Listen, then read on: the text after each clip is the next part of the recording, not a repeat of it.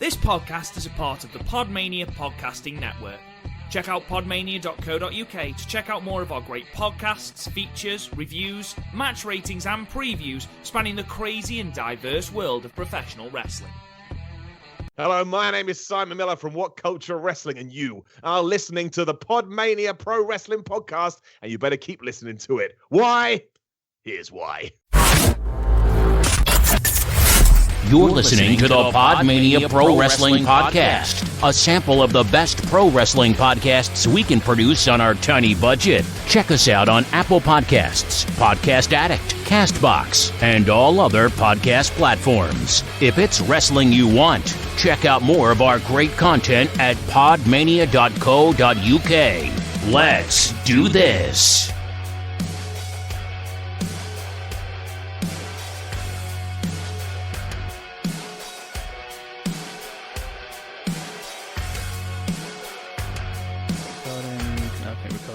I'll just get it going. I've forgotten how to introduce a podcast. Fuck my life. I normally do. We don't have time for a song. Hello, everyone. Fucker. Okay, I can do this. Head of the game, O'Brien. Jesus Christ, they're going to be here all night just on the intro. Hello, fucker. Right. Okay. Okay. Stop it, you're not helping at all. Hello everyone to the PodMania... Fuck it, okay, I got it now. This will be the one. Welcome everyone to the PodMania Pro Wrestling Podcast. I am Chris O'Brien. Rob can't be here because... fuck virgins, I guess. I think that's what you said. I'm joined by the reliable Garth Jackson. How are you? Good. This video...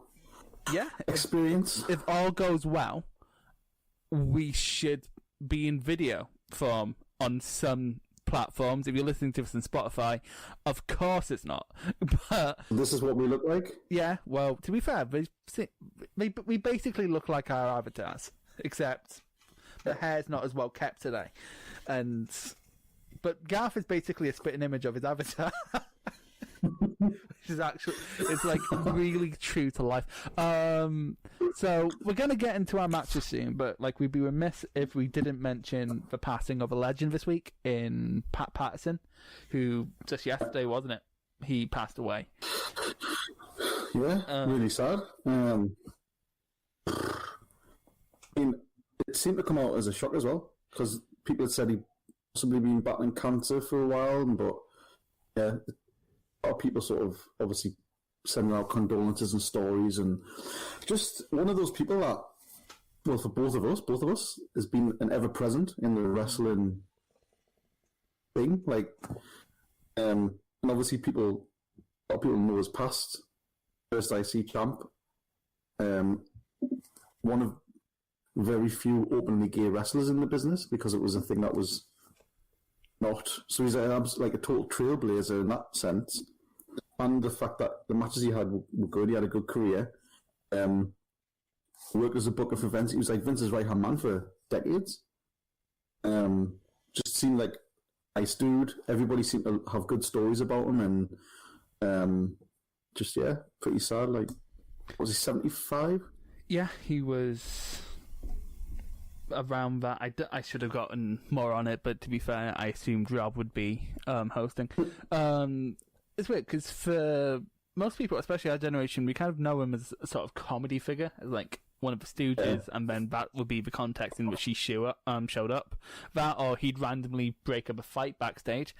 Weirdly, where I know him from was like WWE had this weird shoot thing back in the day called Legends of Wrestling, and you can tell it's an old WWE thing because they said wrestling, and it was just old timers talking about the business, and he was always on it, and he was always really funny because of course, like he was an agent for about as long as he was a wrestler, and so he just has so many stories of like having to try and wrangle various talent.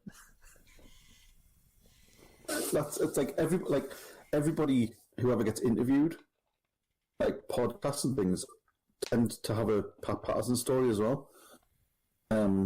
or they do like the impressions of him and stuff, because he left such a impression on people, from training the guys to, like you say, booking them, involved with storylines. Just sad. Hopefully that they'll do some sort of like decent tribute. I'm guessing they will, because like I say, he's been Vince's right-hand man for like 40 years or something. Yeah. So, well, I think they put a little tribute of the star of NXT yesterday, I believe, but yeah, I don't think it's going to be something like Dusty where they give him like a tournament or anything like that, because he was more influential on main roster where they're more set in their ways. Yeah. He certainly deserves the Pat Patterson Royal Rumble. A Pat Patterson, they should just rename the Royal Rumble to that, or call whatever, or just call the Greatest Royal Rumble that we always have in Saudi. That would be a nice little touch. But yeah, he'll definitely be missed. I'm sure as a backstage presence, everyone's going to miss him. It's going to be an adjustment for several wrestlers, I'm sure. But in the spirit of that, let's enjoy some wrestling. Got some wrestling. So, to be fair, one of the matches I had just to laugh at apparently a drug addict. That's apparently what we do now. So we have 3 matches. None of which are WWE, all of which are WWE competition throughout the years. And we, good smarks. I mean, I'm wearing an independent wrestlers t-shirt, and Garth is representing WWE. Bret Hart. You say that, but I literally do just imagine Shawn Michaels when I think of that belt. You do. I could see your face drop there. It's like Shawn is like, "Oh boy, let me fucking tell you." So we're gonna start out with AJ Styles versus Adam Cole, because they're now on top of their respective brands, or have been for the past several years, since 2017 actually. Symmetry. And then we're going to go to Jeff Hardy versus Sting, because we can't watch TNA without it being bad. And and then on to All In, which was a weird out of nowhere pick, because of all the people I expected to pick a Kenny Omega match, Garth was not one of them. See, I have my moments. He has his moments. So we're going to start with a Ring of Honor match, so if you want to get that up. It's on YouTube. There'll be a link somewhere, I assume. Description. If this doesn't end up on YouTube, like if the video fucks up or something and we just get the audio, like Rob's gonna hate. Not here, so there's no gremlins unless it's sabotage. Well, it's past midnight, so no, it's not. It's past 9 o'clock. Anyway, you ready, Gaff? I am. Okay. If everyone's ready, go in 3, 2, 1, play. Throwback Thursday. I used to do that for a page I managed, and it was the best post engagement we have all week, because people were like, "Yay, the past! We love the past." Yes, nostalgia. In Adam Cole, not Disputed Era Adam Cole. Well, did you watch much Adam Cole before the Undisputed Era? Like, did you watch Ring of Honor? Hardly anything. Yeah. See, because around this time, this is when I was really getting into Ring of Honor, and I remember this was one of the first matches I watched where I was like, "Holy shit!" This is because my only context for wrestling at that point was WWE main roster, so I was like, "Holy shit, a Canadian Destroyer! Oh my god!" And like, it was a volume of Canadian Destroyers as well, and super kicks where you'd get them sort of in Impact. We'd get maybe one a show if you were lucky, but here I was like, having a little smarky mind blow. And so Adam Cole, you know the because you reviewed ROH for a while, you know the Kingdom. That was originally Mike Bennett, Adam Cole, and Matt Taven with Maria. Nice. Which is why they're sort of doing a new Kingdom. So that's what like the shorts sort of represent. Yeah. And then the actual theme song was mixing Bennett and Cole's theme, which was cool. Part of the Kingdom. Also, you can tell this is 2014 because Bullet Club t-shirts had not quite taken over all wrestling shows. Because like in like 2015, 2016, that building would be 90% Bullet Club shirts. Continue Cole down. AJ Styles, he's so like, this shouldn't work. This should be the cringiest thing in the world. But it worked. How does he make it work? What, the gloves thing? No, even the gloves thing, just the small southern man in the hood. Is AJ Styles the best wrestler in the world? I don't know, like, I remember the first time seeing him on TNA when I first started watching that in Bobby Cruz. 2006 or 7. Just sort of blown away because nobody was really doing that at the time. Because WWE taken over just all the big men. Well, that seems to be a thing. Everyone seems to have little. The leader of Bullet Club, AJ Jesus Christ. Styles. That's brilliant. That's absolutely brilliant. AJ is because I loved AJ in TNA. So I literally followed him to Ring of Honor because I was like, the only guy I like right now in TNA is like Joe and MVP, and that's about it. So I followed him over. I remember like thinking Bullet Club was the coolest thing ever at the time. And The thing is, it was like no, it was cool as fuck. Like, it was fucking great. And then the Elite happened, and everyone was wearing Bullet Club. What is with those teddy bears? Bret Hart shirt in the front row. Cole versus Styles, 1-on-1 here at All-Star Extravaganza 6. Kevin Kelly, I hate. Let's go to the tail of the tape. He gets some absolute tits. Tail of the tape will. I've never really had that big a problem with him. Like, he's really sorry. It's because I've had to sit through G1 with him. But it's Adam Cole that's I do like these tail of the tape. Like no I was like, that's really cool. No one else really does. Actually, I was watching like current Ring of Honor earlier, and it's properly really good. We're doing like a pure title thing, which is like restricted movesets, restricted is the wrestler of the year so far globally incredible, in and I love it. 2014. Argue with that, Kevin. And Let's do the tail of the tape and stuff still. Yeah, well, the thing is, we seem to be very on and off about it, and we'd always call it a different name. So true. It was like as is tips for victory or something. That I've been looking like, because I'm a fan of Adam but like Cole. current RH especially had that proper like MMA two of the best whole universe. not production, well yeah, production like and presentation, which really works.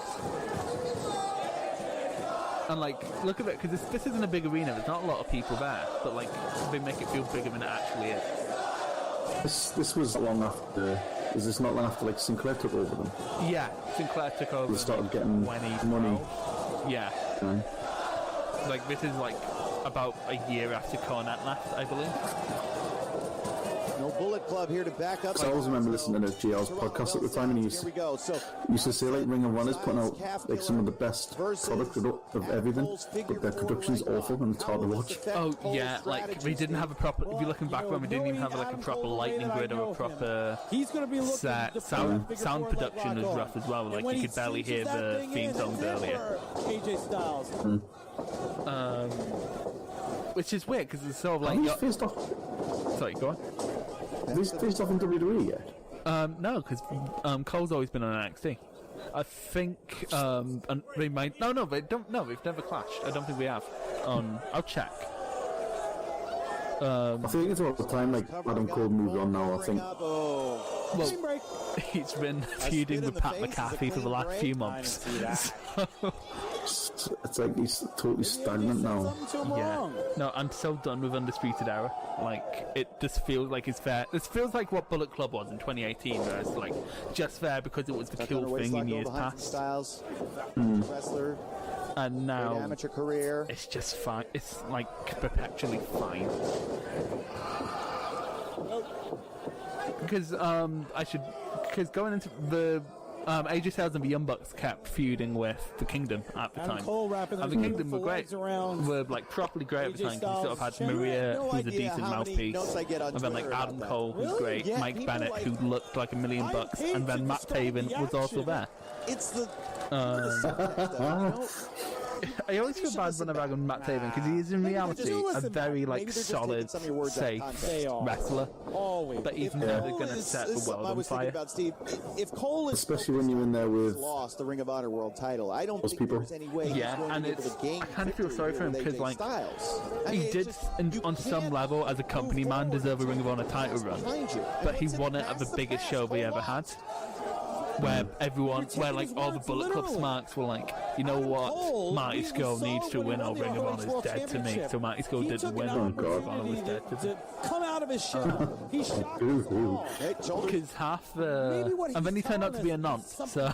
He feels. He may be inside thinking, I gotta beat AJ Styles if I want to get back and challenge Michael Elgin for the ROH World Championship. Well, obviously, that's right, because like AJ Styles was go to Field of Honor. Like this is his first IWGP title reign, and it was considered like a shock when he won it. No one expected him to, because he took over from Dabbit. And everyone was like, and then he debuted for later in the night, I believe, with Jeff Jarrett. Jeff Jarrett also became part of Wow. Bullet Club. There's a lot of controversy around AJ at this point as well, because he was hitting the South Slash and he had broken like 2 people's necks. He'd broken... That one he'd done Lionheart. Yeah, he did Lionheart and he did Yoshitatsu in Japan.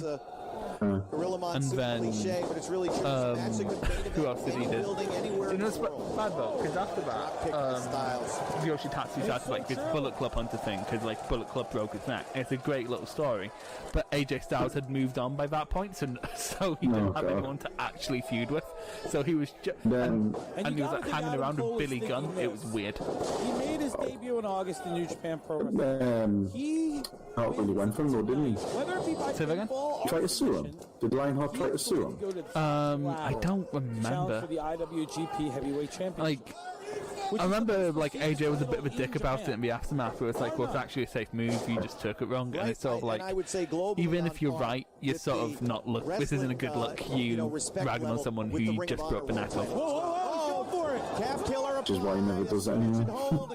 No, he does it. That's the thing. He does it all the time. He just doesn't do it as a finisher. Like, I was thinking about it earlier today, because for some reason, the Daniel Bryan match from earlier in the year popped into my mind.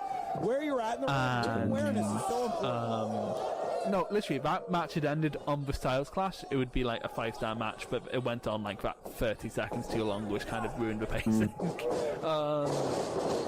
But yeah, because like he did like a pop-up Styles Clash, and that was like naturally the end of the match, and then it just kept going. Yeah, when he nailed him there in the back with the back. I mean, like having that kind of rubbing that knee. One of my favourite matches of the like that whole time. So but it was just like a random like. I think I've talked about this. You know, when you're in your mid-30s, wasn't even sort of the main work as well as the main event of a pay-per-view or anything. It wasn't even the main event of that SmackDown.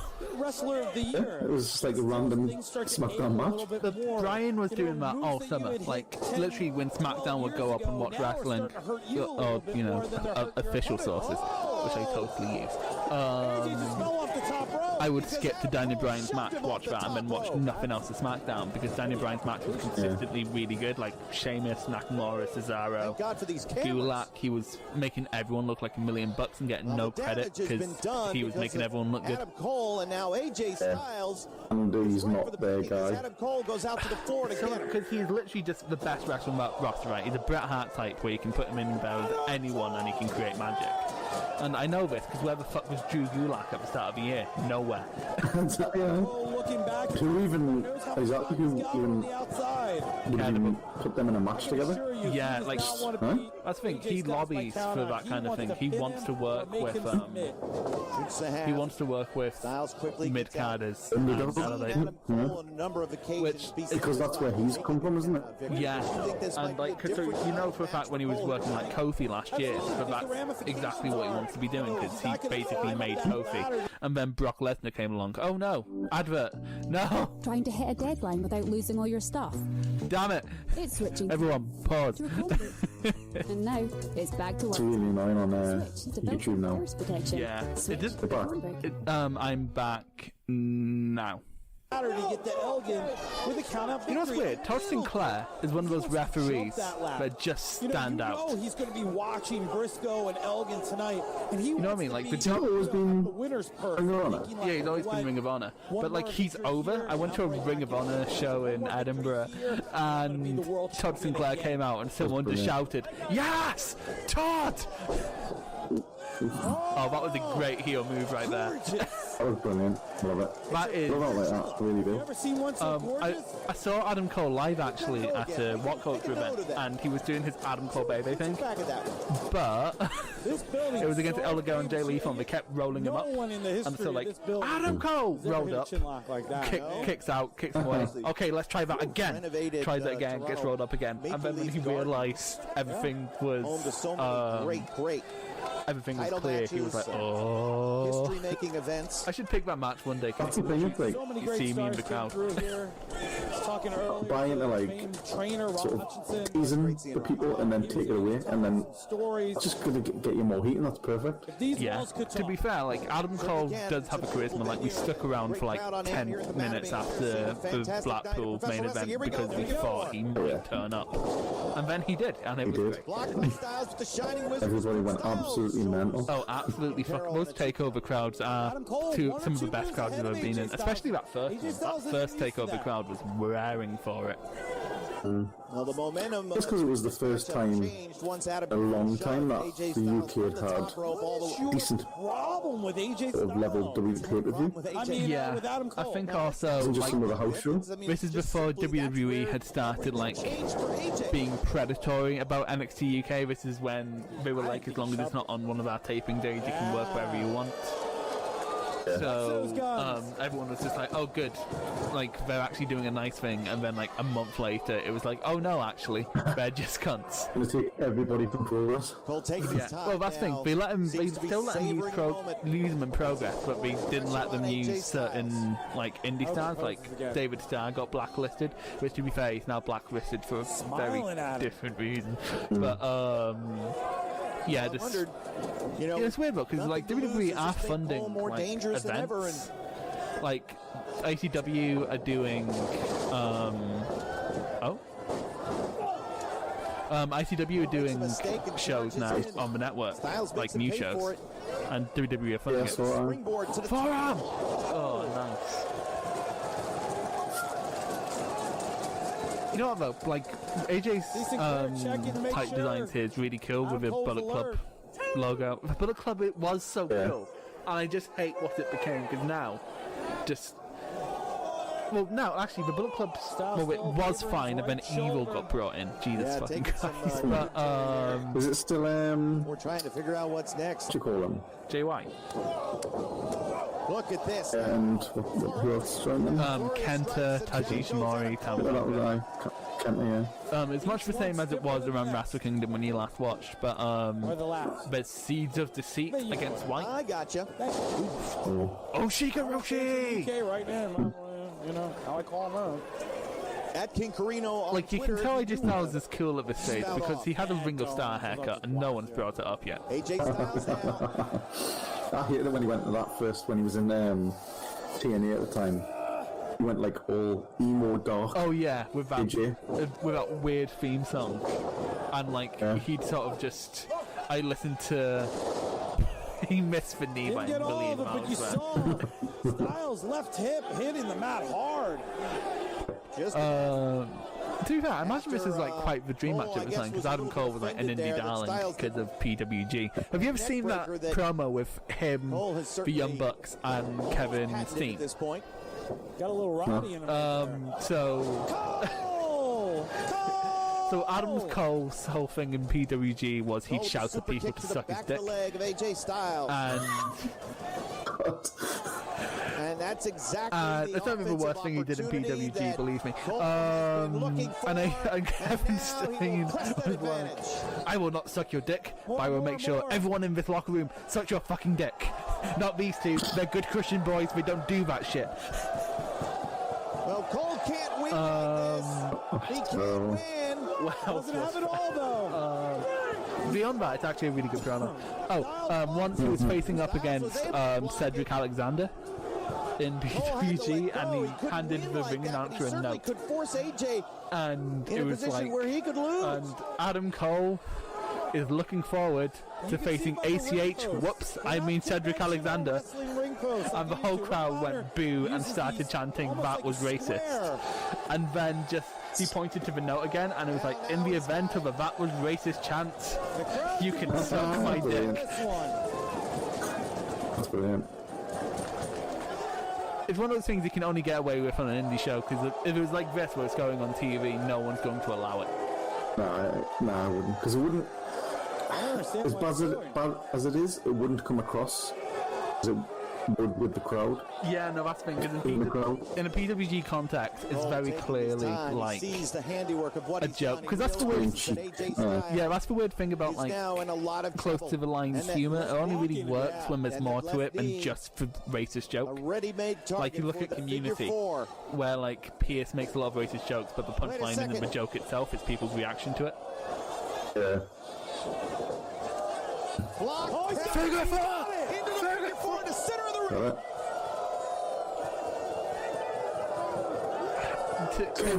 I'm so, because you know it's like at live when like nothing big has happened, but people are standing up anyway, and you can't fucking see. Yeah. Like I'm like fine half the time because I'm 6 foot tall, but I always felt sorry for you when everyone kept getting up and taking over. Man, you and Rob like towering up when I'm sitting there like I need to stand up my chair at this moment. No, it's Up the legs here. Somebody lift us up. like a fucking girl at a festival. I was at Distance to go to, you don't realize. I was at Transmit, and it's weird because Transmit became a weird family tradition. But like the 1975 were on, and I love the 1975, but none of the rest of my family do. So I went and watched the 1975 on my own. It was a bit of a nice time, but during it, I felt like something tugging on my hoodie. Adam Cole, very classy there. What's going on? And it was a girl trying to climb onto my shoulders. I'm like, what the fuck are you doing? She's like, please, I really want to go on someone's shoulders. I'm like, if you'd have asked, I might have said yes, but you were just climbing. Also, like, Jesus, you've got any family. Now. Try to waistlock.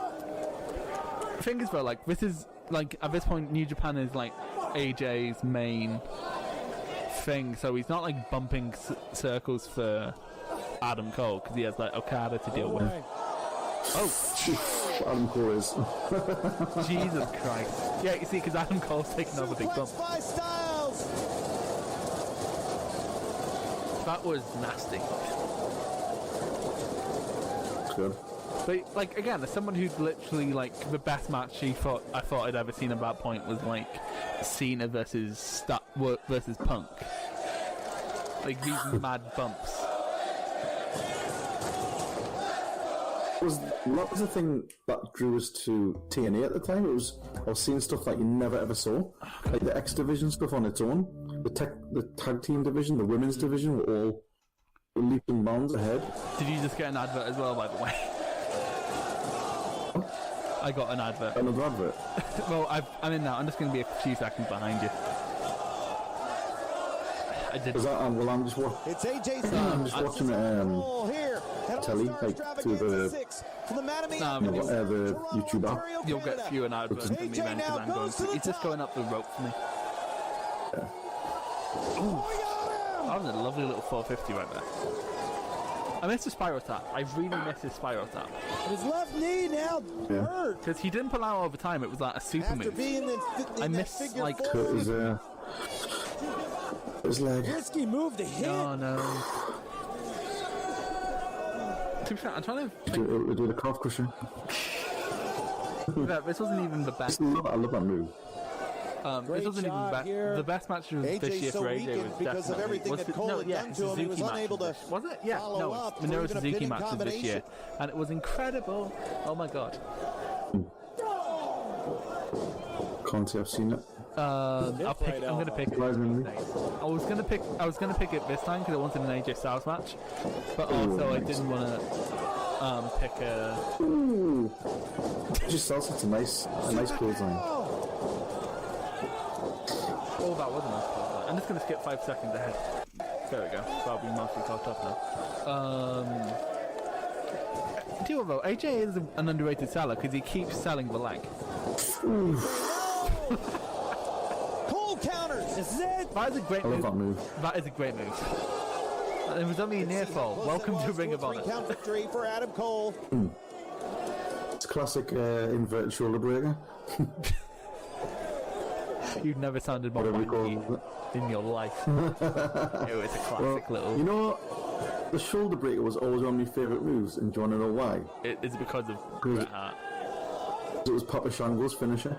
We were a Papa Shango fan. Oh. Why does no one else do that? Oh no!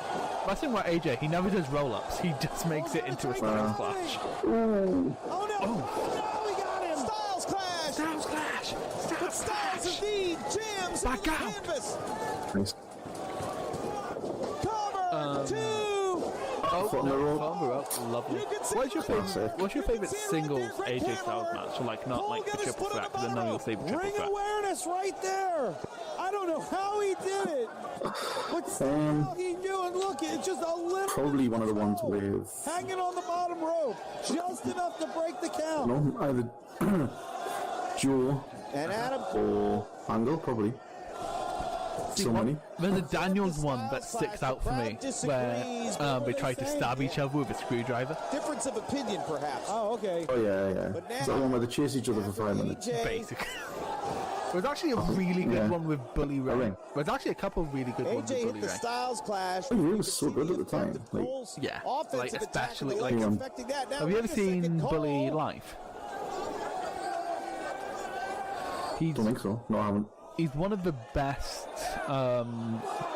controllers of a crowd I've ever seen. Hell, just where he's on the telly. Like, I always used to love when he used to talk about, because it was when obviously Twitter was becoming a big thing, and he would come up with his phone and he would say, I want a Twitter machine. It's just, and he would wind people up just by saying Twitter machine. Yeah, to piss people off. You piece of shit. Florida Keys. Oh, Florida Keys. He got him. Bridge. 2 E's. More people need to. That's basically Kenta Miyaharu's finisher.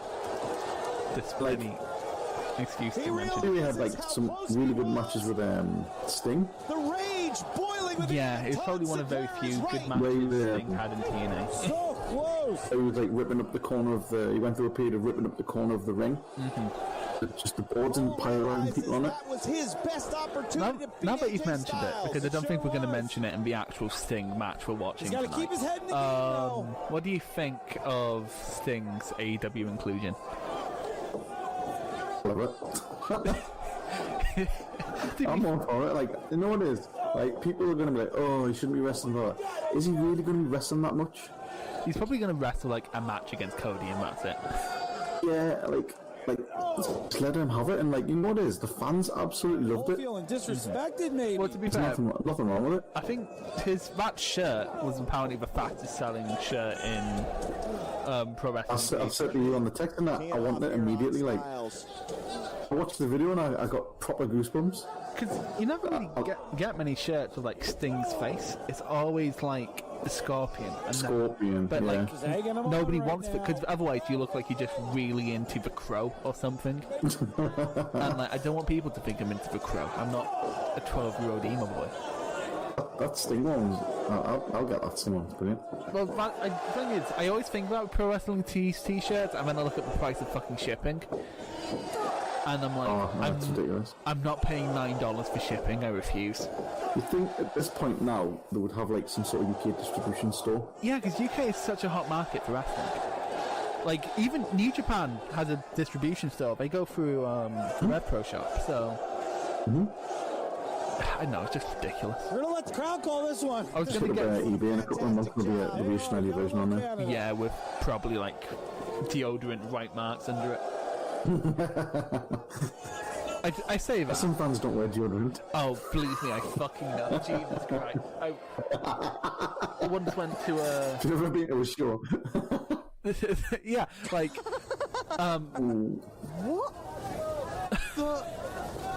like, I remember once, I went... what was the show? Oh, it was an ICW show. And there was a... Oh, nice Pele. Super kick. Don't say that. You know what it is? I've always hated that. I've always hated the way they say Pele. It's a Pele kick. Right. It's an overhead kick. It's a soccer kick. That was two. I don't watch football. That was definitely a 2. I watch real sport. No, but you know wrestling. who Pele is, don't you? I don't. That was a close. You know who Pele is? I don't know. I know 2 footballers, Wayne Rooney and David Beckham. That's all I know. Jesus. I watch them. Like, I'm not going to quiz you on the different Power Rangers. We saw Cole hitting a super kick. Stop. I had to raid the cupboards because I ran out of alcohol. Oh no, what have we got? Top of Styles.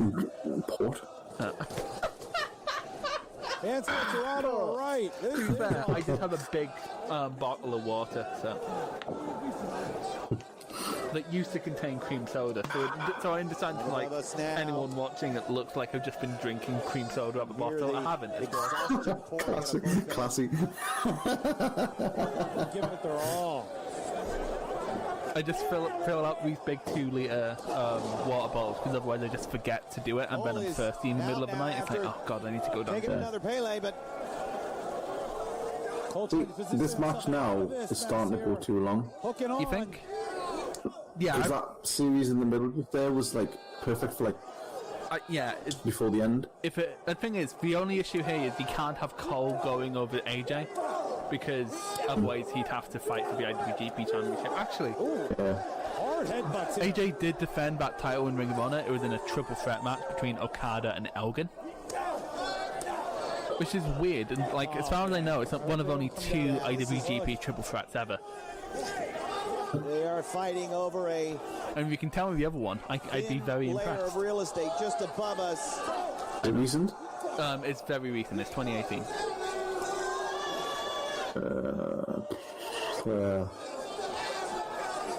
I'm still mad about it to this day, quite frankly. Okay. Okada. No, it didn't have Okada. It was Omega, Ibushi, and Cody. Because Ibushi challenged. Because Ibushi challenged Okada. 1, 2, 3. There we go. Got him. We'll go into match in seconds. I want to finish my anecdote. So it was Ibushi, Okada, and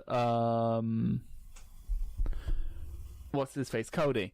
And the way Cody got the match basically was Ibushi had beaten Omega in the G1, which gave him a reason to challenge for the title.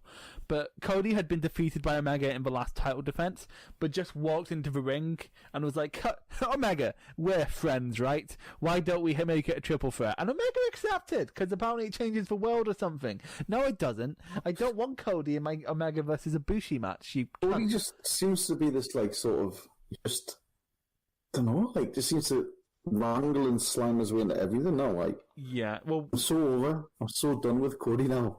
Like, I want him to just turn heel so I can hate him. Okay, so what did you think of that match?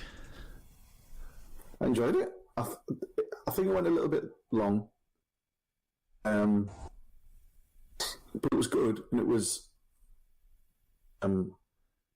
different to what we'd normally expect from AJ, if you know what I mean. Yeah, it was really that much sort of crazy high flying stuff. Yeah. Mm-hmm. Well, he had calmed that down by this point. I think Cornette pointed it out once, where he was like, when I first started with TNA, AJ was going all over the place, and by the time I left, he got smart and slowed down. Like, because you just need a couple high spots and everyone's happy, especially since he's basically... Yeah. When would this be? September? He's at this point he's either just before or just after a G1, so it's sort of a perfect time to slow down. Because it's weird. Because I've two out of 3 Ring of Honor shows I've been to have been just post G1, and and the only G1 competitor on one of them was Hangman Page, and he was clearly shattered. But then I had Naito on one of them, who was perpetually on the edge of like crumbling to dust. So I was surprised he like falling to pieces. Yeah. Like, honestly, Naito always looks tired, but still he's never as bad as Okada's been. Jesus, he's been bad. Anyway, don't get me started. Don't get me fucking started, because I'm going to dig into him a lot during our award show, which I believe is next week. Are we doing that next week? I don't know. We're doing our award show at some point in the next few weeks. I know, because we were waiting for War Games, weren't we? So we can add more things. Anyway, the next match, I just realised what the next match is okay, so Rob didn't want to have his pick done this week, so we couldn't, if he wasn't going to be here. So me and Garth were scrambling minutes before recording, and we were like, we both can't be asked for like another 20-minute classic or whatever, so what's quick and funny? And we went to a Great Khali match, and when Garth was basically, you know what's funny? Addiction. So... No, I didn't say that.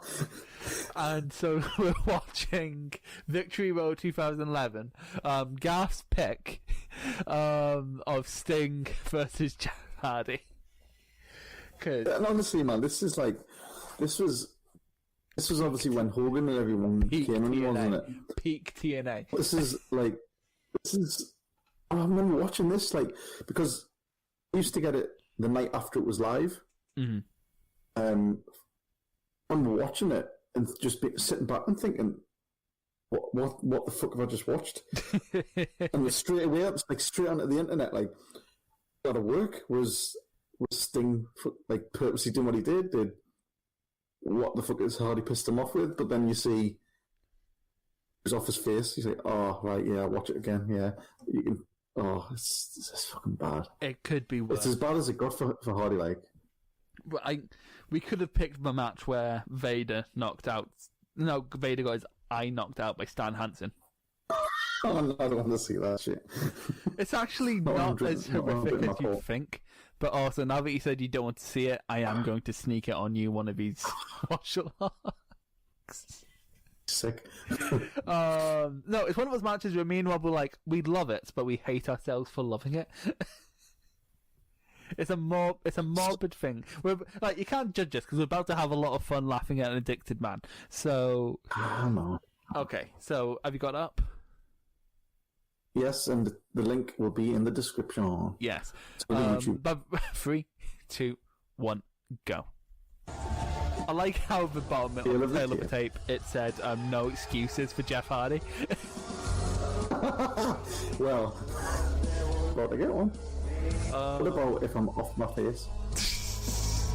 Tell you what though, I really liked this aesthetic for TNA. It looked really good. That's great. The thing is, before this, Hardy was having a good run. He was having decent matches. He had some really weird entrances, like he once came out smoking. No, actually, you know what? The good matches weren't before this. The good matches came after this. Like when he went through his redemption arc and he was feuding with like Bobby Roode and Austin Aries, and they were great. The Austin Aries matches especially were really good. You can tell already. He's staggering. At the time, I couldn't tell. I just thought it was part of his thing. But maybe that's why he does all the weird shit, so you can't tell when he's off his tits. To do that, in the middle of a at your in-laws' house. thing, it's Switching pretty time. bad. Yeah. Apparently he was hard to find during the whole day. Which, like... Probably under the rafters and fucked up. Now that's the thing, it's like, how hard... Like, a TV studio is a big place, but there's only a finite amount of rooms. Okay, what do you think of Hardy's TNA theme songs? Because they were all by him. I didn't mind them. I thought they were fine. Like, the lyrics are weird if you actually listen to them. Never listened to the lyrics. Like, if you listen to this, like, another me I need to be in this lifelong game of Monopoly. It's like Jeff Hardy doesn't strike me as someone who plays Monopoly.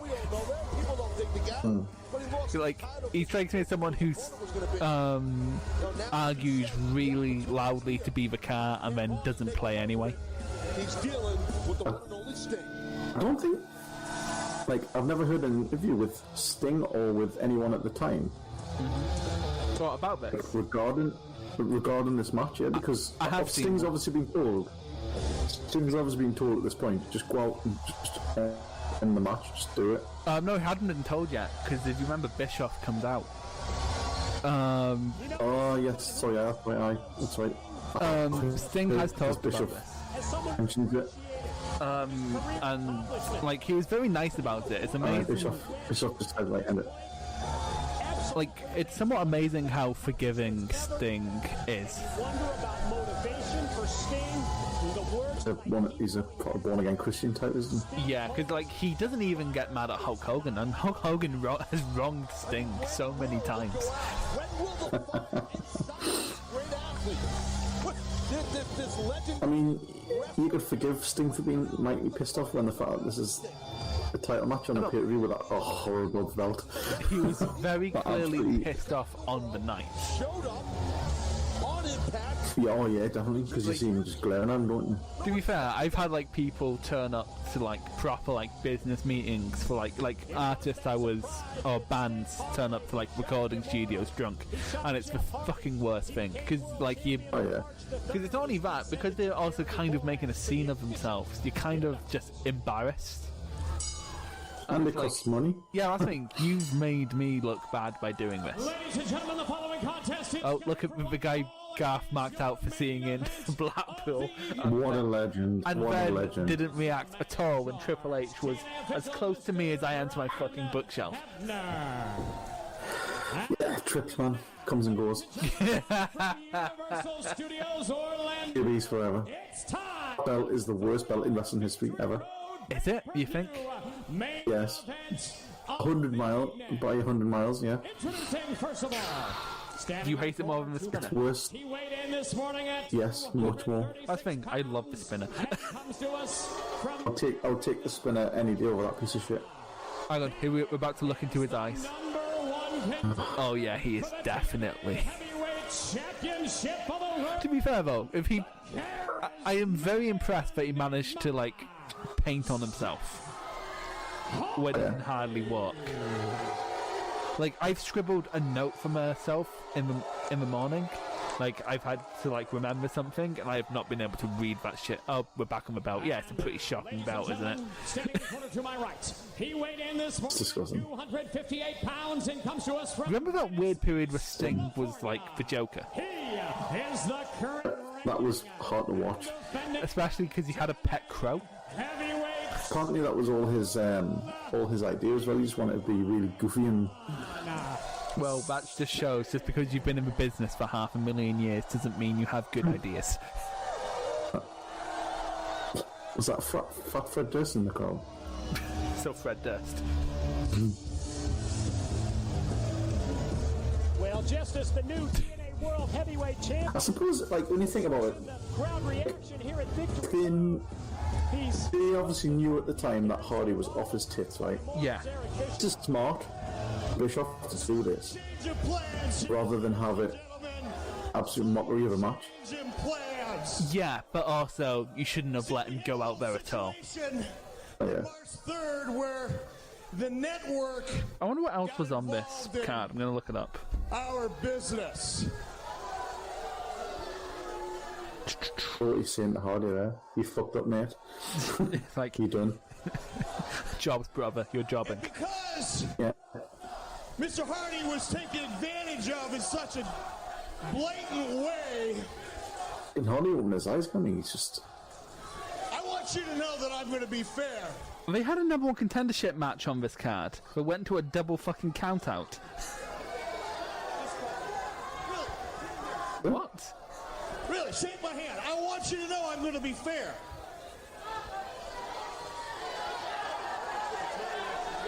What do you think's worse? 2000's era WCW or this era TNA?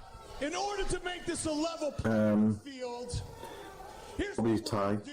We're both pretty atrocious. Yeah, I think because TNA, like about a year after this, actually started getting We good. decided to level the playing field. This is where, Mr. Hardy like, was unable to prepare Garrett, for you. Bischoff was getting matches and shit. Oh, We got together with Mr. He went Hardy. to Aces and Eights. Didn't know that we were yeah, I remember someone I Fair. followed. I enjoyed Aces and Eights.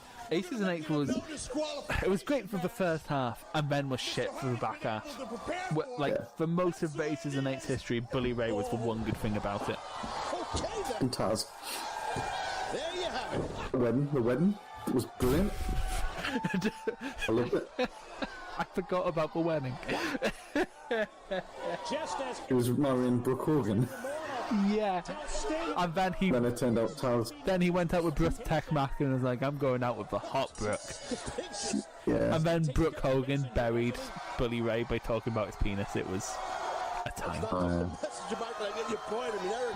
Imagine if Hardy threw the t-shirt and it got thrown back. Like, this is really rough, isn't it? Like, it isn't. This isn't as funny as I expected it to be. You can just see how pissed off Sting is. Yeah, he's like, I'm not going to be kind to you when I take you down.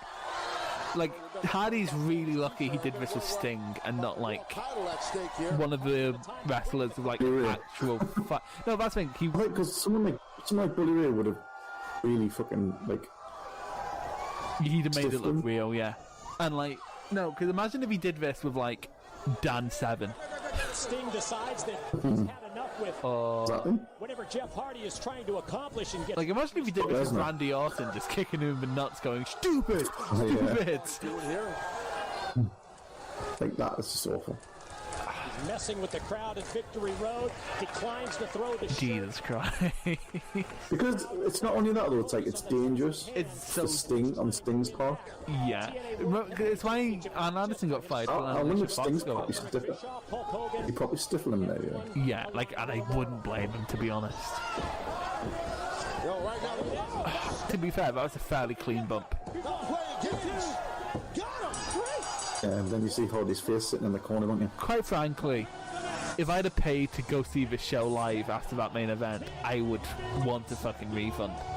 Oh yeah, definitely. Like, imagine if at Blackpool Joe Coffey turned up drunk.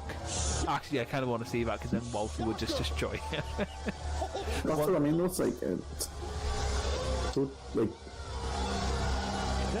you see how pissed off Sting is? Yeah, just look at him. I'd love to have seen like a shot from the cameras backstage after this. Yeah, well, I don't know if it's going to be covered by this because, like, I don't know, a minute left of it, but people are booing and he's just shouting, I agree, and oh yeah, he does, he's going up the ramp, isn't he? Yeah. Here. Sting just shocked the world again. Victory for the world champion. Jesus fucking Christ, man. Sting is just... It's like he reinvented himself, Mike. It's like Do you think they came out after the show and like explained what happened? I agree. There it is. I agree. Let's go back. Or was he shouting bullshit or something, aren't they? Yeah, probably. Tonight here at Victory Road. I'd love to see him backstage. See Sting just go mental. Garth Jackson. So... that was one of those things where I think everyone should have to watch just to know, like, what happened. Like, because so many people call, like, a match bad nowadays when it's average, right? Like, you have, like, an average match and people are just like, oh, it was bad. Like, for example, take Joe Coffey versus Walter to Takeover, where people said, oh, it's bad. When really it's not bad. It's just sort of a slow match with some highlights, right? That's what happens when wrestling is at its worst. That? Yeah, that's what happens when talent goes unchecked in wrestling. That's the type of thing that people need to see as well, because when people talk about Jeff Hardy's past addictions and stuff, it's all on camera, it's there. That's proof. And he's incredibly like open and raw about it, which I do like. He's also very lucky to have gotten so many chances. Yeah. And I think he knows that, and I think that's why he lets him incorporate it into storyline. Yeah.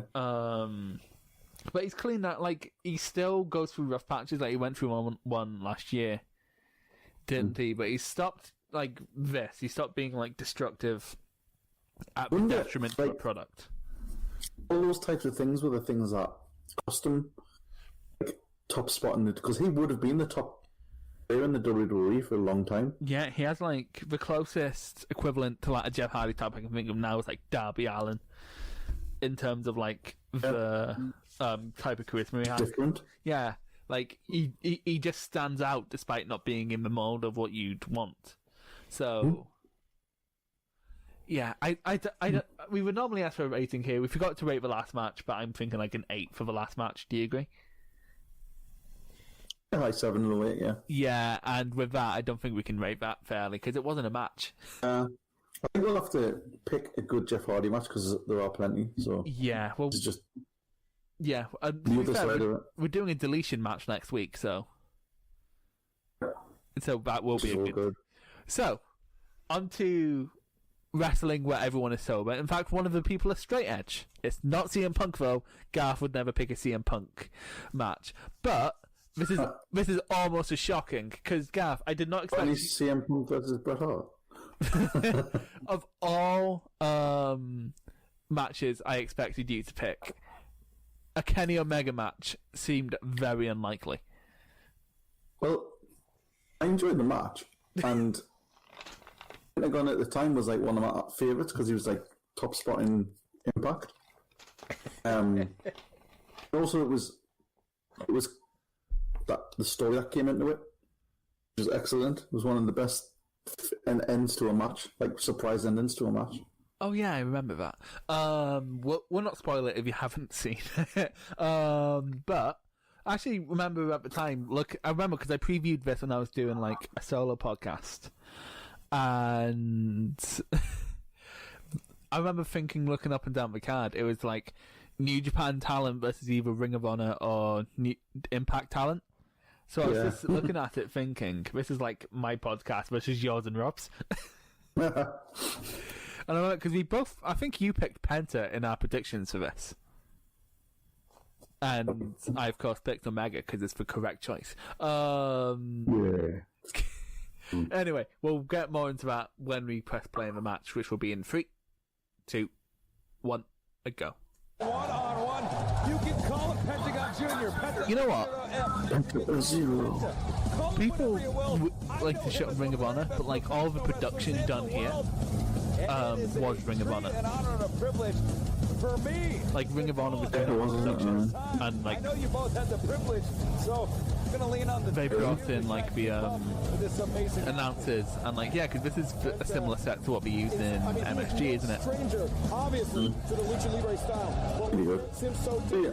I really enjoyed that whole show, because it was so hype. You thought it was never going to live up to it, but it was just really good. It was just a self-contained, fun show. Yeah, and I remember people thought it was going to CM Punk was going to turn up, and I'm like, he's definitely not going to turn up. Let's take it to Justin Roberts. Didn't he not even put something out and say, "Look, I'm not going to be there"?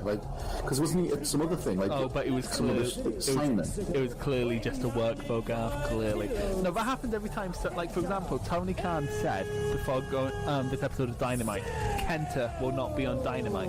But people were still complaining, going, "Why wasn't Kenta on Dynamite?" It's like you were told in no uncertain terms that Kenta would not be on Dynamite, and yet here you are complaining. Was able to become Impact World Champion, beating Austin Aries, ended up losing the belt. He's so good, Pentagon. He's such he's the best part of Lucha Underground, definitely, which was still going on at the time. And is that completely finished now then? Well, none of the roster is signed anymore, and there hasn't been any since 2018. So he has been a man that is. It's a shame though, because I will watch it one day. I've been watching through it, because if the way it's paced, it feels more like a TV show than a wrestling show. He has risen to it feels more like you're watching a show about a wrestling company than an actual wrestling company. I did watch about 4 or 5 episodes of the first series, and it just became too much of a ball to get a hold of. Yeah, but that's the biggest issue. I remember I was talking to Matt Stryker once at a show. Because everyone else is beating Adam Cole and shit, so I was like, you know what? No one's talking to Matt Stryker, so I'm going to seize my chance. And the guy I was with at the show was like, so how do you watch Lucha Underground here? Because he didn't watch it. I was the only one who watched it, and he was like, oh yeah, just use Daily Motion here because it's not. This is how you can kind of tell the relationship between Kenny and New Japan was getting strained at this point, because he's not wearing the fucking championship.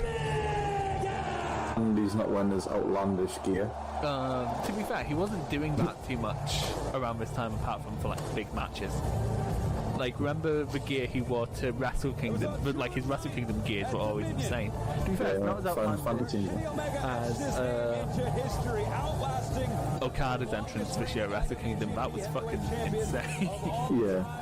and now he's shy. 75 minutes, something like that. I was there for every minute of it, and I can He's so blonde at this point. I forgot about that, but it's because he was in the Golden Lovers, so that was why. finally become And this was like, just like a rare sort of win for Kenny in the US. Well, he turned up in the US outside of New Japan. He turned up in the US more than you'd think. He just wouldn't turn up in big shows. Like, he'd wrestle like Phoenix on a random show. Like, the only other big show he'd have been on was like a couple of Ring of Honor stuff. But yeah, apart from that, it was all. But you know where he's turning up? It was hype because it was just just after all of his like Okada matches and stuff as well. Yeah, the Okada. The Okada 1 week ago tonight. 2 out 3 falls match was a couple months before. This was like not long after the G1. Of Triple Mania taking on it was so weird. Just like. Remember, the exciting thing about this was you didn't get a show of this size that was in WWE, because that's the thing. I remember it's because this is 2 years ago now, and it's weird because like Ring of Honor runs places this size now sometimes. New Japan does it, and All Elite is doing it on a weekly basis. But like a show like this was. When was the last time it was an American show this big? Well, there's a couple of UK shows this big, like Progress running Wembley, ICW running the It was exciting to see this happening on this scale and it not be WWE. This is the end of like the golden era of the indies before WWE was signing absolutely everyone, before AEW was signing absolutely everyone. This is like the end of like an amazing time in wrestling. Like, I'm not saying now it's bad, it's just completely different. Hey!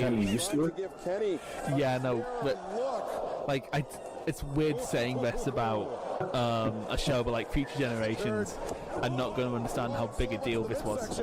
It's like how like someone of my age watches the original WrestleMania and doesn't understand. Yeah, it's like the buzz around it was unbelievable. I remember the excitement everybody had. Even some of my friends who are not really into wrestling anymore, but they were bang into it. They got into it, and this got them back into wrestling. Yeah, I think because people like shit on AEW's in-ring product because like it's a lot of it, especially the tag matches, are fairly spot heavy. But like that's what gets casual fans in, because it's accessible. You don't need to be 5 miles deep into wrestling lore to understand what's going on in a Young Bucks match. As much as Young Bucks fans want to pretend that you have to be. Yeah. Like I remember, just keep it simple. Like I remember someone tried to tell me, because like I put together like my top 25 match list of the year, because nothing's going to top it in December. And Omega versus Page versus the Bucks was on there, but it was like only like number 10 or 11. And someone was like, "Why isn't it number 1?" I'm like, "Well, it was a really fun tag match, but I don't think it set the world on fire like a lot of people did." And he was trying to like go over what about all these things. Like, well, like because half the shit in that match is shit I had already seen, but in the Golden Lovers match a couple of years before. Lovely. Nice. You know what I love about the Sling Blade is on Lucha Underground, Matt Striker kept calling it the Tanahashi. So he was like, the Tanahashi! Yeah, I know, right? And I remember he was like, I don't like it when people throw streamers in the ring because it looks markish. And I'm sort of like, you called the Sling Blade the Tanahashi. Like, not actually knowing the name of the move is the most marky thing ever. You know what I like about this is like how many different people are wearing like independent promotions and independent podcasts t-shirts. It's absolute smart heaven, isn't it? Yeah, and then like there's that one guy there with what appears to be a Braun Strowman t-shirt. One was big at the time. Omega is banged up. Will that play a factor To be tonight? fair, We're going to find out. I'm sort He was of banged up after Dominion, and then like went I'm just straight used into to the some G1. chops to the point where like Very most little time chops for him don't to affect me recuperate. anymore. Like you've seen enough Walter matches, and you just sort of like promotional schedule. it's like lay into them, you pussy. Kenny Omega's a wrestler who never gets a day No, because I was watching Noah from a couple of weeks ago, and Marufuji chopped Sakuraba so much that his chest was bleeding. I see there's no To be fair, if you've ever seen Sakuraba, you kind of know he's one of those people who just do that. The Sears Centre by He doesn't do any big things because he's like MMA. Slam on the floor. Gee, to be fair though, with those mats, it's probably about as safe as taking it in the ring. He's getting out strategized tonight. Then again, those are basically because both in the ring and there, they're basically like spring gym match, aren't they? He's held many championships in PWG and MLW. He's been the Impact World Champion. MLW, I like because again, this is such a celebration of short order has really indie wrestling. Where it's just naming all these promotions. Like half the people watching probably have never even heard of MLW. Both in and out of Mexico. Yeah, I just listened to a podcast with called Bar. Very rare for a crossover success. I mean, more people should watch MLW. By the way, it's so good. It's basically what people wanted. Like in 2017, 2018, it was basically what people wanted TNA to be. Who have we got in there now? MLW, Davey Boy Smith, Jacob Fatu, Austin Aries, maybe the greatest wrestler ever to come out of Winnipeg. He retired. Yeah, well, don't no. Big chop. Well, it's weird. There's a few Laparkas going around. Which is just sort of the case with, like, for example, the Mystico now isn't the Mystico you're thinking of. Got huge hands. Like, the Mystico... I saw him. It's not Sin Cara. Yeah. Oh, Omega, you can see. So, like, Sin Cara's now Sinstero or something, and it's weird because they're both in CMLL. All throughout the left side of his lower extremities. And so Mystico, that one, the Mystico, the not Sin Cara Mystico, was on the Ring of Honor show I was on, and people were shouting insults at him, thinking it was Sin Cara. And he just ended up sticking his middle finger up at the crowd because he was like, I'm not him. Kenny putting on the green overalls. Is it Sin Cara who was the second Sin Cara? No, it's not who wasn't him. It's just it's a different Japanese, a different Mexican wrestler neither of us actually know. It's just, they're called Mystico. I know nothing about Lucha unless it's on Lucha Underground.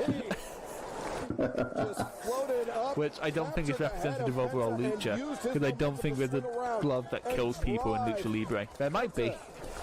I don't know.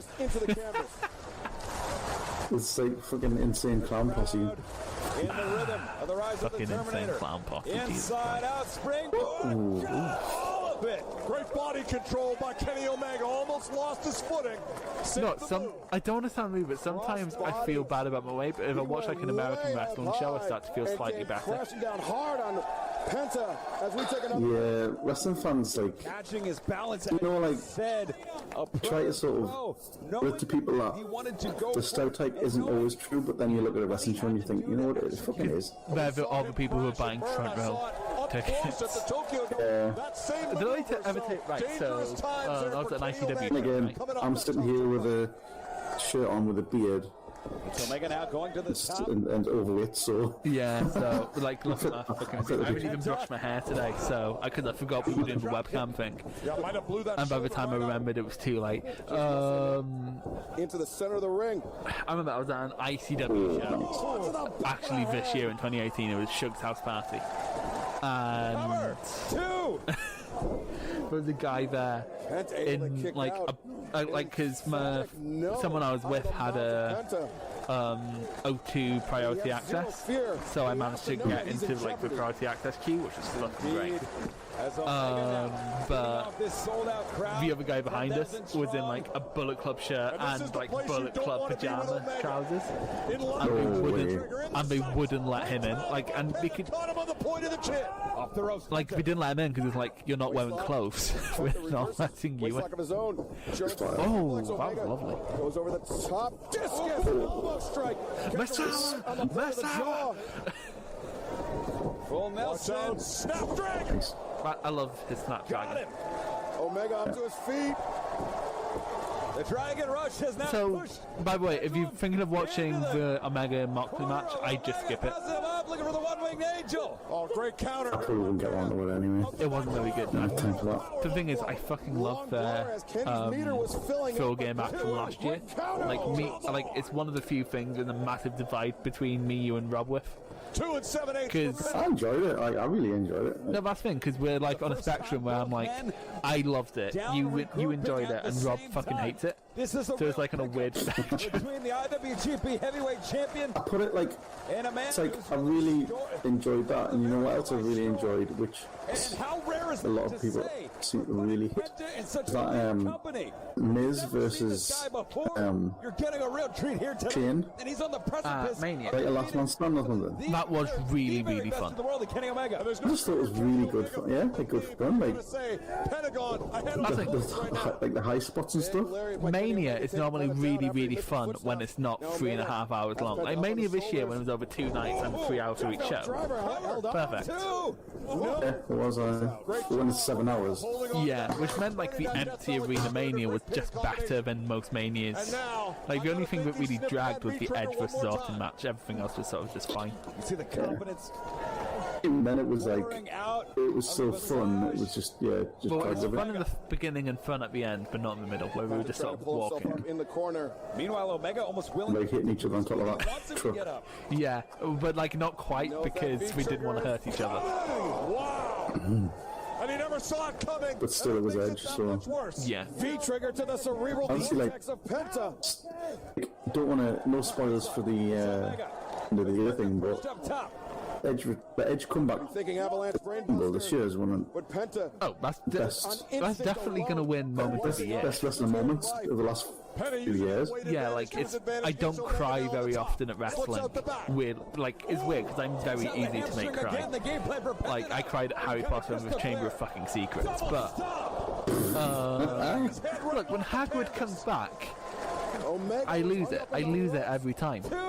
Those films are just lost on me. The books are better, but the author is a piece of shit, which kind of recontextualizes who was. His uncle helped train me, and I've never seen anyone get him with a lackadaisical cover like that. And actually, because I feel this is a good show to play this on, I'm playing Spock's smarkiest shirt in the crowd. Over to the package pile driver, shouts to Big Kev. Nope. Goes for the backslide. I always wanted to see Kevin Steen versus Penta. He'll try to line it up on the point of the chin. What is Owen doing nowadays? What is he doing nowadays? I'm actually not sure. I don't watch Raw. Is he on Raw or is he on SmackDown? I haven't watched main roster in age. The only stuff I've seen from main roster recently is the Hell in a Cell match between Bayley and Sasha. And only really. What is he doing? I just watched. That was nasty. I just watched the other video on YouTube. I've seen a ton of the Roman stuff, and the Roman stuff has been really good. Oh yeah, he's been excellent. Omega Penta back to but like for WWE, I'm just like with current products, I'm just not interested. Even like NXT, I say that I still watch the takeovers, but the takeovers have easily been like worse than most main roster pay-per-views this year. Caught Omega. Made in Mexico. Oh, dude. 1, 2, no! Do you like that move? His arm was not underneath the right Nice. otherwise we would have had Also like his pile driver. What, the package power drive? Yeah, they're both. And the fans here in Chicago. That's the thing, because like when you don't think of like impactful dropping people on their head moves when you think of Lucha. But then Pentagon comes along, who's like almost more of a Japanese mode, almost like more like a Shingo or yeah, because he's a lot like sort of slaps and yeah. He's more like hardcore. I mean that match he had with Sammy Callahan was fucking brutal. You know what? I still haven't seen that match. Ever been in the ring with anyone quite really good. I know, because I remember I was interested in it because you and Rob both put it in your top 3 matches of the year that year. But then I just never ever got around to it. One another upright with their own. I have to add it to our watch list. No, that's because I was earlier this year thinking, well, I just watched that, then I realised that one of you are probably going to pick it at some point. So Spanish trash talk right there. Ooh. And his match with Tessa Blanchard was really good as well. I have seen that one. That was really good. Actually, he had a few with Tessa Blanchard, and they've all been really good. But now, like, Tessa Blanchard is a bit like no one wants to touch her right now. Yeah, is she still in Mexico? I have no clue. She sort of sucked it all up in a way. Fucking hell. Forgot about this. The thing about this show, it seems like the kind of show you'd put together on like Fire Pro Wrestling in terms of what was on it. Yeah, definitely. Yeah. Dream match is just chuck. It must be like a rumble match.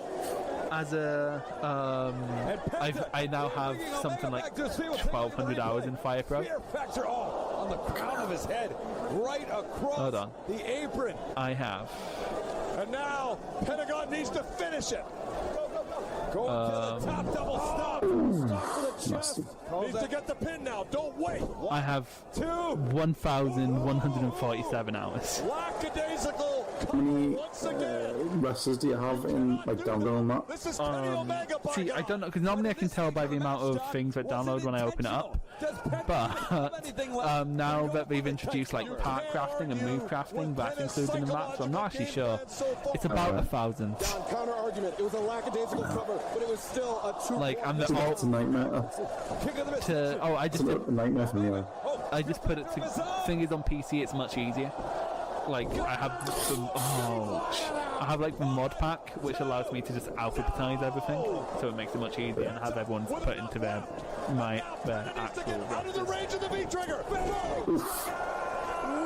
I think the one bad thing about Kenny Omega at this time was how often he used the V-trigger, because it hasn't been bad in this match. It really like finishes matches. Like it never finishes matches. But like even now, it's not really like it's not like a massive deal now. He's gonna go for the finger break.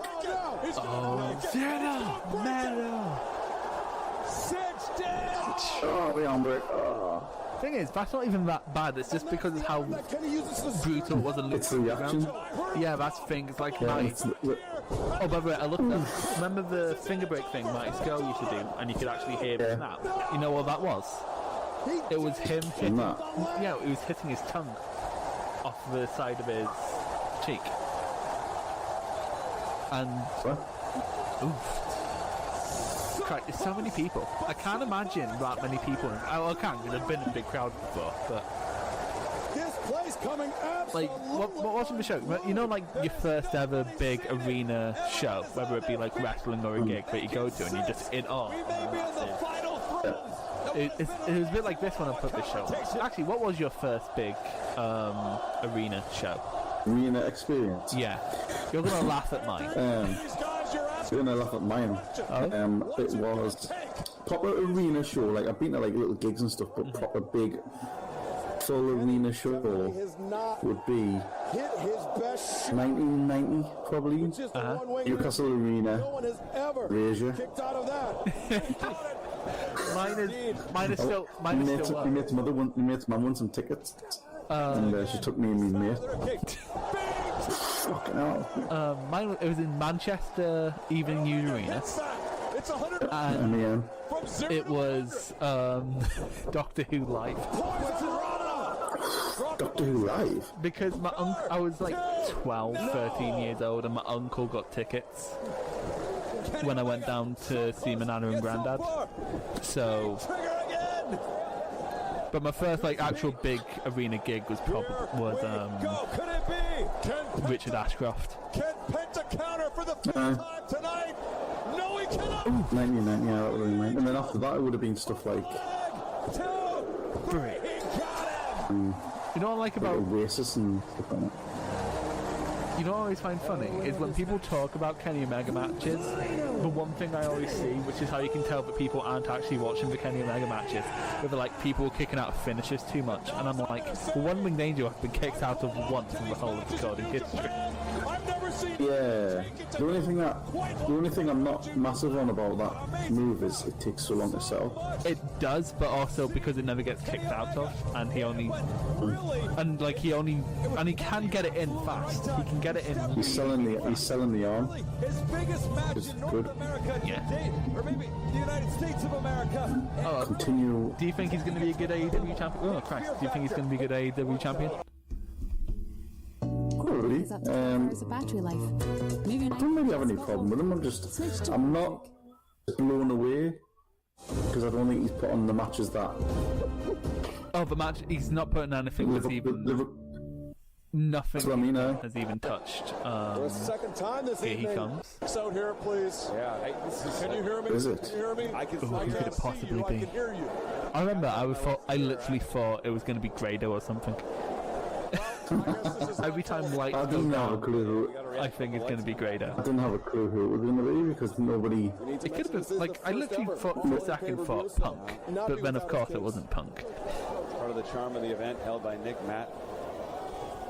It's amazing that no one knows. Like, if only this is for like an actual TV show and not.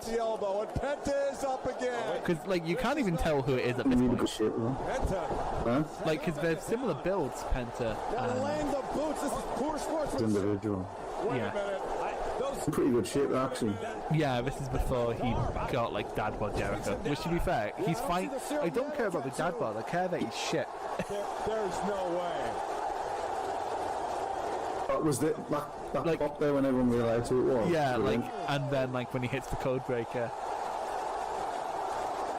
I love how Kenny sells the code breaker. Clever. This is probably the last time Jericho surprised me. I don't know, like a little bit of the surprised me.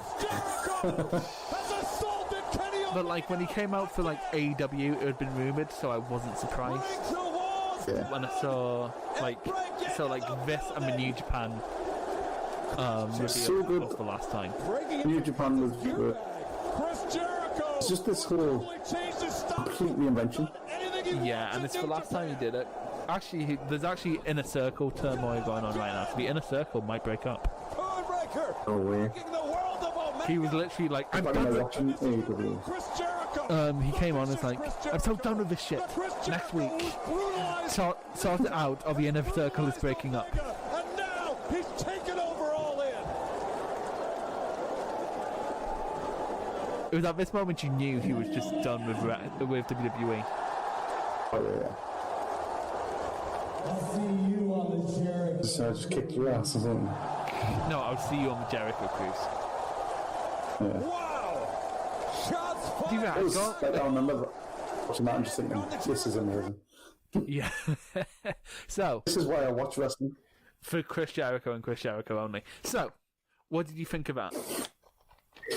Loved it. Still one of my favourite matches of that year. Of 2018. It's like literally my whole memory of 2018 is just New Japan matches and just New Japan matches. Mm-hmm.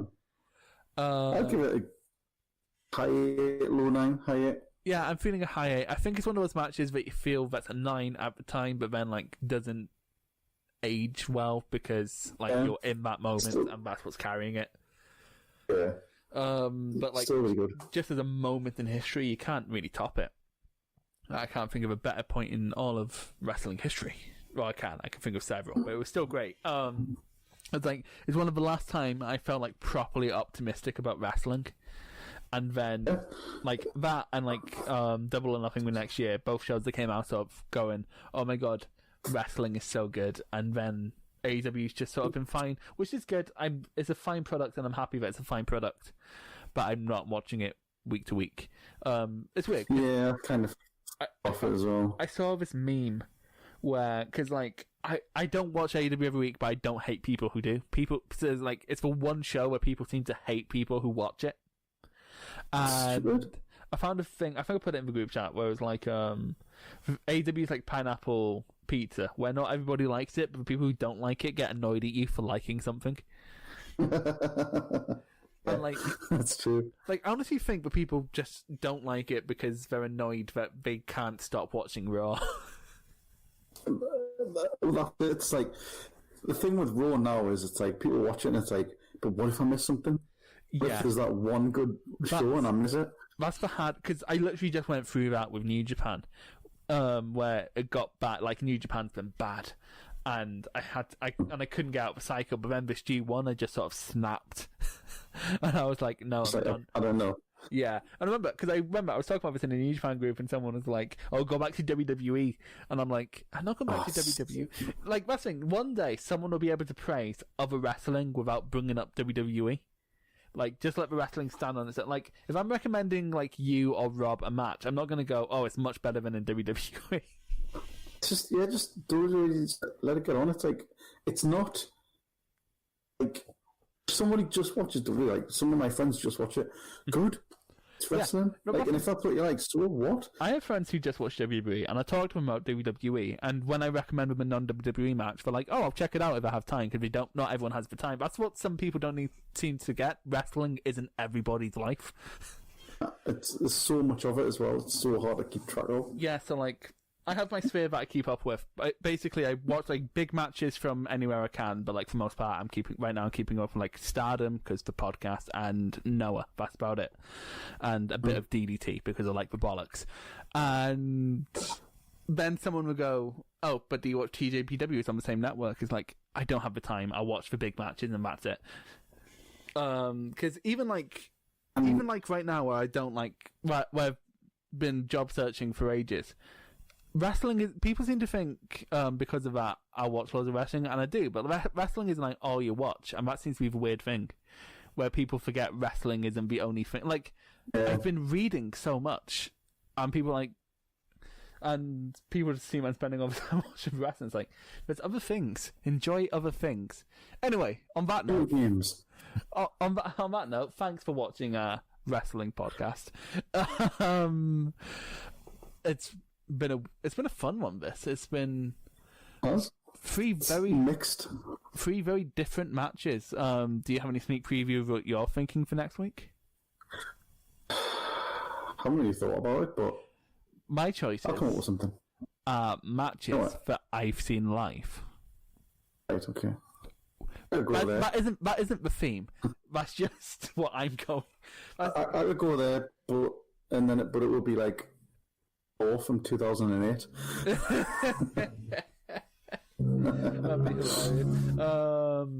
Anyway, in the meantime, I've been Chris O'Brien. That's been Garth Jackson. You can follow us on Facebook, Twitter. All the links are down below. You can stop it, for the love of God. I know it's meant to be like a vat, but it looks like a too sweet. Oh, it does, doesn't it? It's terrible. Too sweet, me brother. You can follow Garth at the Garthberg, and you can find me in the pub because we're in tier 2, motherfuckers. And we'll see you all. I've lost my mouse, and I need the mouse to stop the recording. I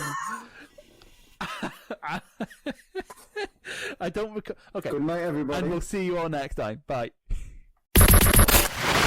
You've been listening to the PodMania Pro Wrestling Podcast. Follow us on Twitter at PodMania, Facebook at PodMania Podcasts, and YouTube and Instagram at Real PodMania. And check out the website podmania.co.uk. Until next time, wrestling fans.